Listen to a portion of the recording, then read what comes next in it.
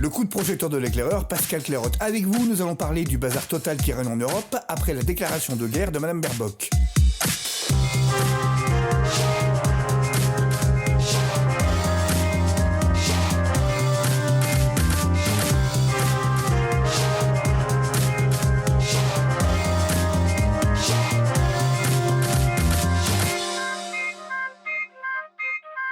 Annalena Baerbock, ministre des Affaires étrangères allemande, a déclaré devant le Conseil de l'Europe que nous devions rester unis parce que nous étions en guerre contre la Russie.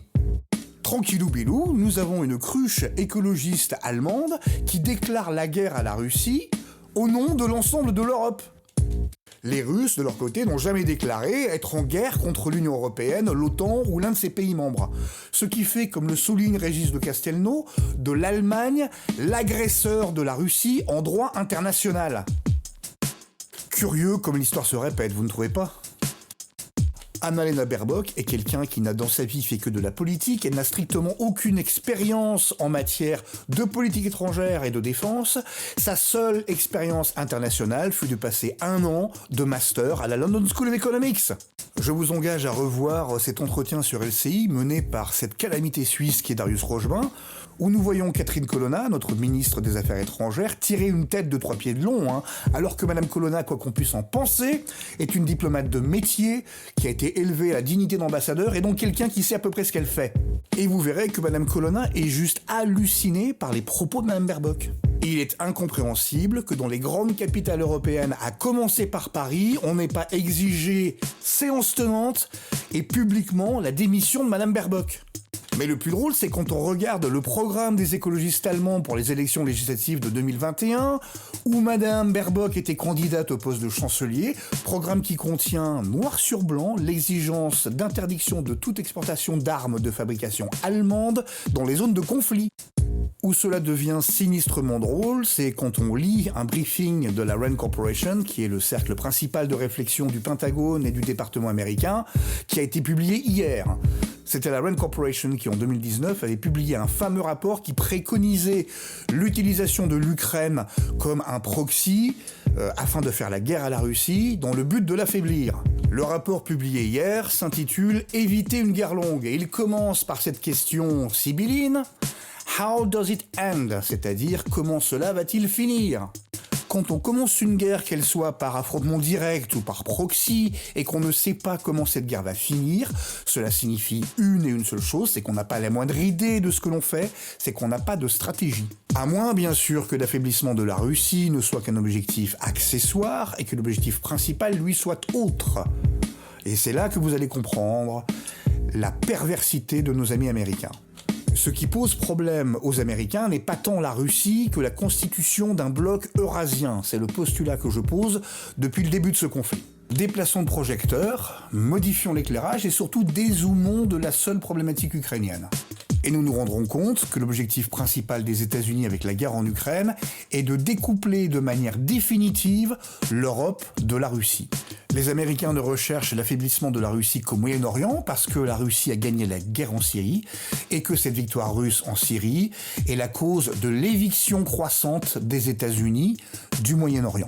Passons maintenant à la conclusion de ce rapport de la RAND afin de mesurer à quel point on s'est fait rouler, nous les Européens, dans la farine. Je traduis à la volée. Le débat à Washington et dans les autres capitales occidentales sur l'avenir de la guerre russo-ukrainienne privilégie la question du contrôle territorial. Les voix bellicistes plaident en faveur d'une assistance militaire accrue pour faciliter la conquête par l'armée ukrainienne de l'intégralité du territoire du pays. Leurs opposants exhortent les États-Unis à adopter une ligne de contrôle d'avant février 2022 comme objectif, citant les risques d'escalade. Le secrétaire d'État Anthony Blinken a déclaré que l'objectif de la politique américaine est de permettre à l'Ukraine de reprendre le territoire qui lui a été confisqué depuis le 24 février. Notre analyse suggère que ce débat est trop étroitement centré sur une seule dimension de la guerre, le contrôle territorial, bien qu'immensement plus important pour l'Ukraine, n'est pas la dimension la plus importante de cette guerre pour les États-Unis, nous concluons qu'en plus d'éviter une éventuelle escalade vers une guerre Russie OTAN ou une utilisation de l'arme nucléaire, éviter une longue guerre est également une priorité plus élevée pour les États-Unis que de faciliter un contrôle territorial ukrainien beaucoup plus important. De plus, la capacité des États-Unis à micro-gérer où la ligne est finalement tracée est très limitée puisque l'armée américaine n'est pas directement impliquée dans les combats. Permettre le contrôle territorial de l'Ukraine est également loin d'être le seul instrument dont disposent les États-Unis pour influer sur la trajectoire de cette guerre. Nous avons mis en évidence plusieurs autres outils potentiellement plus puissants que Washington peut utiliser pour orienter le cours de la guerre vers une trajectoire qui favorise au mieux les intérêts américains. Alors que les États-Unis ne peuvent pas déterminer directement l'issue territoriale de la guerre russo-ukrainienne, ils auront en revanche un contrôle direct sur ses politiques. Le président Biden a déclaré que cette guerre se terminerait à la table des négociations. Mais son administration n'a encore rien fait pour pousser les parties vers des pourparlers. Bien qu'il soit loin d'être certain qu'un changement dans la politique américaine puisse déclencher des négociations, l'adoption d'une ou plusieurs des politiques décrites dans ce briefing pourrait rendre les pourparlers plus probables. Nous identifions les raisons pour lesquelles l'Ukraine et la Russie pourraient préférer la guerre à la paix. La recherche sur les sorties de conflits suggère que de telles perceptions peuvent conduire à des conflits prolongés. Par conséquent, nous soulignons 4 options dont disposent les États-Unis pour modifier cette dynamique, à savoir clarifier leur plan de soutien futur à l'Ukraine, prendre des engagements en faveur de la sécurité de l'Ukraine, émettre des assurances concernant la neutralité de l'Ukraine et établir des conditions pour l'allègement des sanctions contre la Russie.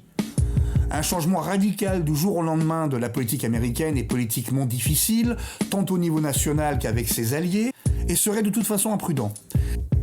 Mais développer ces instruments maintenant et les imposer à l'Ukraine et aux alliés des Américains pourrait aider à catalyser le démarrage éventuel d'un processus qui pourrait mettre fin à cette guerre par la négociation dans un délai qui servirait les intérêts américains. L'alternative est une longue guerre qui pose des défis majeurs aux États-Unis, à l'Ukraine et au reste du monde. Fin de citation. Ce que sont en train de nous dire les petits génies de la Mann Corporation, c'est qu'il faut aujourd'hui accepter les propositions qu'ont faites la Russie en novembre 2021. Au moment où le Schnauzer nain allemand aboie à la guerre et est persuadé de diriger l'Europe grâce au soutien des États-Unis, au moment où le caniche nain polonais lui aussi aboie à la guerre et est persuadé d'avoir remplacé la France comme puissance majeure au sein de l'Union européenne, les Américains sont déjà en train de préparer le moment où ils diront à tout ce beau monde d'aller au panier. Après leur débandade en Irak, en Afghanistan, en Syrie et en Libye, les Américains n'ont pas les moyens d'apparaître comme ceux ayant perdu une guerre qu'ils ont déclenchée en 2014. Par conséquent, il ne leur reste qu'une seule possibilité, apparaître comme ceux qui ont créé les conditions de la paix en Ukraine. Le tout en ayant coupé durablement la Russie du reste de l'Europe et en ayant détruit les économies européennes, à commencer par l'industrie allemande. Avec l'aide, avec la complicité des Polonais qui ont activement participé au sabotage des 2 pipelines Nord Stream. Pour être très vulgaire, nous les Européens, nous sommes fait mettre avec de la paille de fer et du gravier. La responsabilité des Allemands est immense, celle des Polonais aussi, ainsi que celle de tous les petits pays insignifiants militairement que sont les républiques baltes ou la Finlande.